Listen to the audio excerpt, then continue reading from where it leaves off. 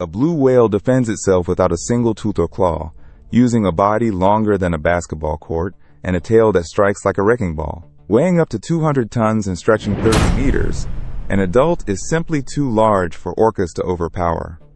It can cruise at 30 kilometers per hour and sustain flight for hours, outlasting even coordinated pods.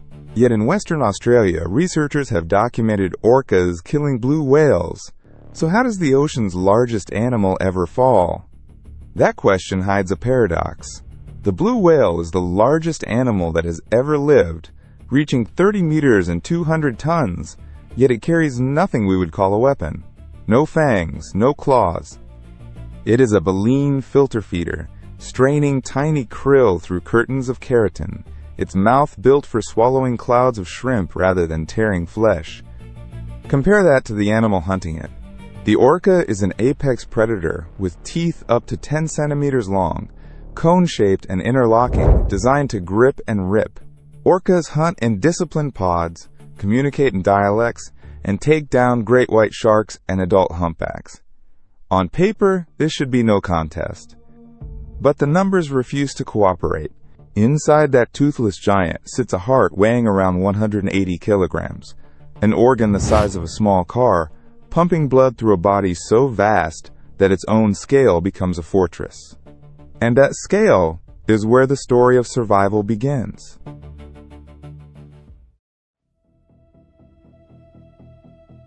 Sheer size is the first and greatest defense, almost absurd in magnitude. A single orca weighs up to 6 tons. Stack 10 together and you have under 60 tons of predator. Set that against an adult blue whale at 150 to 200 tons, and the entire pod combined still weighs less than half the animal they are trying to kill. That mismatch changes what is even possible. Wrapping around a blue whale, holding it under, drowning it the way orcas drown other prey, these tactics rely on overpowering a body. But you cannot overpower a body that outmasses your whole family several times over. The physics simply do not add up in the predator's favor. The whale's outer shell reinforces the point. Its skin and blubber layer can exceed 30 centimeters in thickness, a dense, elastic barrier that blunts bites and cushions blows. Teeth that shred a seal struggle to reach anything vital through that much insulation. On a healthy adult, the killing methods that work everywhere else in the ocean become almost useless.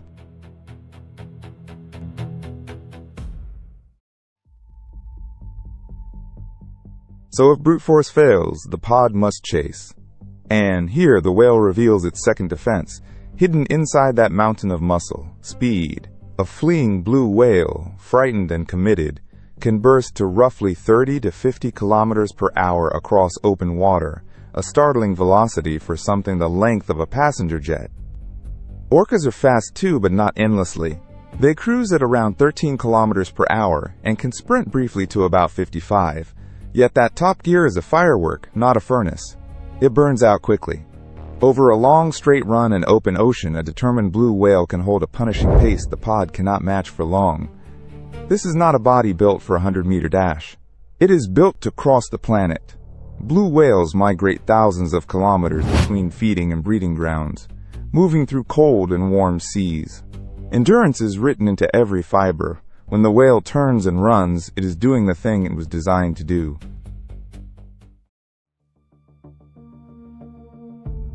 That endurance turns the hunt into a war of attrition, where the whale's hidden reserves matter most. A blue whale stores oxygen not just in its lungs, but in its muscles, saturated with myoglobin, letting it dive and work for 10 to 20 minutes on a single breath. It carries its own fuel tank in its flesh. Its lungs deepen the advantage. They can hold up to 5,000 liters of air, a single inhalation larger than most rooms could store. With that much oxygen and muscle, the whale can keep fleeing while the pursuit slowly bankrupts its pursuers.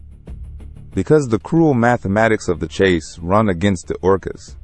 A prolonged pursuit costs a predator more energy per kilogram of body weight, and every hour of sprinting drains reserves that must eventually be replaced by more hunting.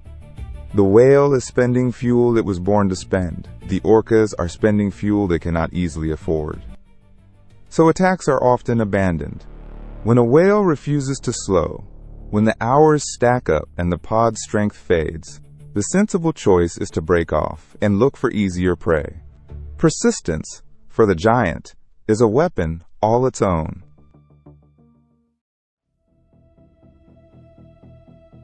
And should the orcas close the distance anyway, they meet the whale's one truly dangerous limb. The tail is not decorative. Blue whale flukes span up to 7.6 meters across, a horizontal blade of muscle and connective tissue wider than most living rooms, driven by the strongest muscles in the animal kingdom. When that fluke swings, it delivers strikes measured in thousands of kilograms of force. A single blow can break an orca's bones, crack ribs, or stun it into the deep. This whale fights with the back half of its body, and that half can kill. The whale knows how to use it. Tail slaps become a defensive wall, a churning barrier of water and muscle that punishes anything foolish enough to approach from behind. Predators learn this quickly, and the smart ones learn it without dying, which is why orcas approach cautiously, circling wide of the rear quarter, respecting the reach of that tail the way a boxer respects a longer arm. The most effective predators in the ocean treat the blue whale's back end as a no-go zone. To beat this animal, they have to change the entire nature of the fight. So they do. Orcas counter overwhelming size with overwhelming coordination, hunting in organized pods of 5 to 15 individuals, sometimes far more, each animal playing a role. They do not fight the whale head-on, they dismantle it patiently from the edges. Their targets are surgical. They aim to cover the blowhole, pressing bodies over that single opening to stop the whale from breathing, turning the animal's need for air into a lever they can pull. A creature that cannot surface is a creature on a clock. And they hunt the softest, richest prize. The blue whale's tongue is a soft, calorie-dense target weighing over 3 tons, and orcas will force the mouth open to reach it. It is a grim specialization, an entire hunting strategy built around one vulnerable, unarmored piece of an otherwise untouchable animal. The rest is relentless pressure. Orcas ram the flanks in relays, taking turns so no single predator exhausts itself while the whale is never allowed to rest. It is teamwork against tonnage, patience against power, and against the right victim it works.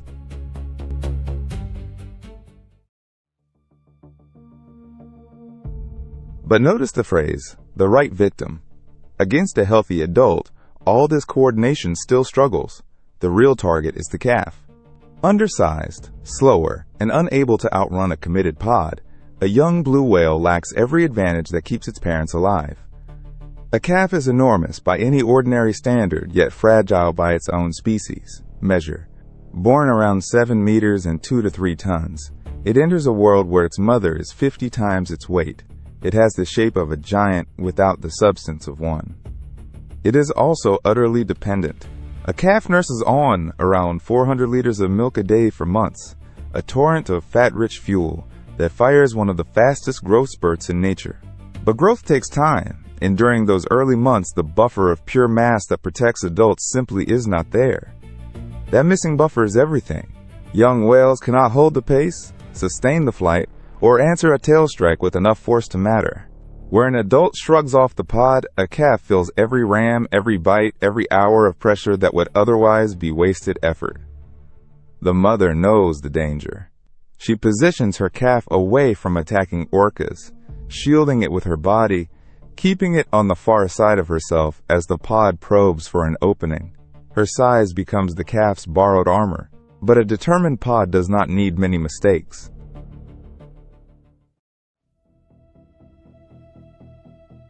For a long time, this was all inference, logical, likely, but unproven at scale for the very largest prey. Then, in March 2019, off Bremer Bay in Western Australia, researchers watched the theory become fact. Orcas attacked and killed a blue whale in the first scientifically documented predation of its kind. The team did not stop at one event. Between 2019 and 2021, researchers documented 3 confirmed kills in these waters, a small but staggering record given how rarely such attacks are seen, let alone verified from beginning to end. The victims fit the pattern exactly. One was a calf. The others were subadult or otherwise compromised whales. animals that fell short of the full protection that size and strength provide. The apex predator succeeded precisely where the giant's defenses were incomplete. This was not folklore or a fisherman's tale. The findings were published in the journal Marine Mammal Science in 2022, turning decades of speculation into peer-reviewed evidence and giving science its first clear window into how the impossible hunt actually unfolds.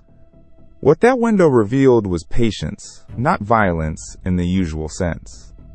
The documented Bremer Bay attacks lasted from 1 hour to over 3, marathon assaults in which no single strike decided anything. The whale was not felled, it was ground down. The scale of the pods stunned observers. Some events drew up to 50 or 70 orcas, converging from across the region as though summoned, forming a rotating mob that no target could shake by strength alone. This was numbers as strategy, the whole hunting community bearing down at once. The wounds told the story of the method. Whales bled from bites to their fins, flukes, and mouths. The extremities and openings, never a single fatal thrust to the core. Death came in 1,000 small cuts and a slow theft of energy. Because, in the end, exhaustion, not any one blow, closed each hunt. The orcas did not overpower these whales.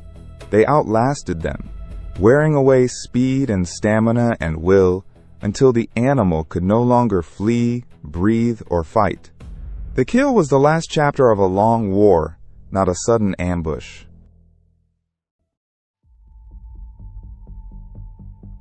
And even in these defeats, the whale's defenses shaped the outcome. Most confirmed kills involved calves or weakened individuals, the exceptions, not the rule. The healthy, full-grown adult remained conspicuously absent from the list of the dead. The living carried the proof on their skin.